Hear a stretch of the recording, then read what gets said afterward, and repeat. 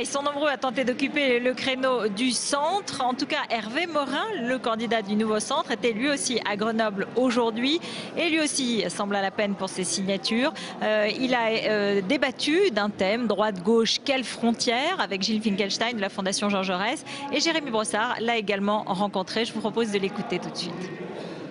Alors nous sommes avec Hervé Morin, candidat à la présidentielle du Nouveau Centre. Bonsoir Hervé Morin. Bonsoir. Vous venez ici à Grenoble pour parler de la frontière entre la gauche et la droite. Au-delà des personnes, qui est important dans l'élection présidentielle, on a quand même le sentiment qu'il y a très peu d'espace finalement pour le centre dans cette élection présidentielle. Je crois qu'il y a aujourd'hui probablement plutôt des Français déboussolés et désemparés. Aucune appétence particulière, disons-le, pour les deux candidats principaux. Et très probablement aussi, comme dans tous les pays européens, à une volonté de changement, disons-le tel que c'est. En clair, dans tous les pays européens, avec la crise, tous les régimes sortants ont été battus. Et donc on voit pourquoi Hollande est aujourd'hui en pole position. Mais très franchement, ce n'est pas sur le contenu des propositions que se situe l'essentiel de la discrimination. Alors justement, venons-en, les 60 propositions, vous en avez pris connaissance. On dit que c'est sérieux, réaliste, rigoureux. J'imagine qu'il y a des points qui doivent vous satisfaire quand même.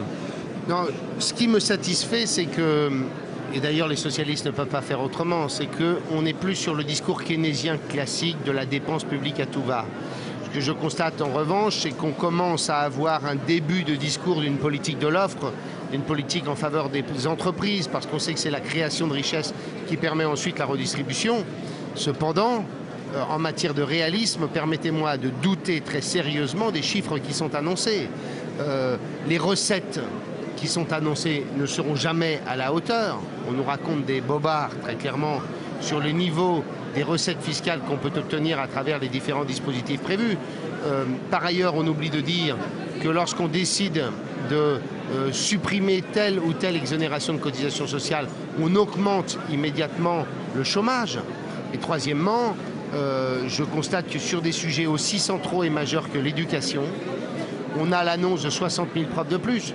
Il y a probablement besoin de plus de professeurs, mais nous avons besoin d'une réforme systémique, d'une réforme en profondeur du système éducatif, et pas simplement de créer des postes en plus. Nous avons besoin de transformer, et pour ma part en donnant de l'autonomie aux établissements scolaires, pour adapter la pédagogie, le programme et les moyens et l'accompagnement en fonction des enfants, parce qu'on ne peut pas avoir le même projet dans une zone urbaine sensible et dans un quartier favorisé de Paris.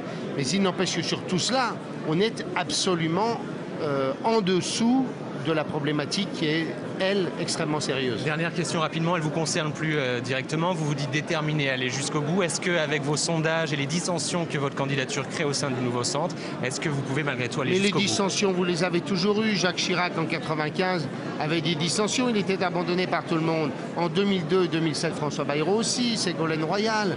Et très honnêtement, ce n'est pas deux membres du gouvernement qui font le boulot pour le président de la République, deux parlementaires qui ont soutenu déjà Nicolas Sarkozy en 2007, qui donnent le sentiment du parti. Le parti, les cadres, les militants, ils sont avec moi et ils ont envie de cette candidature. Merci Hervé Morin d'être venu nous voir au Forum Libération. Merci beaucoup.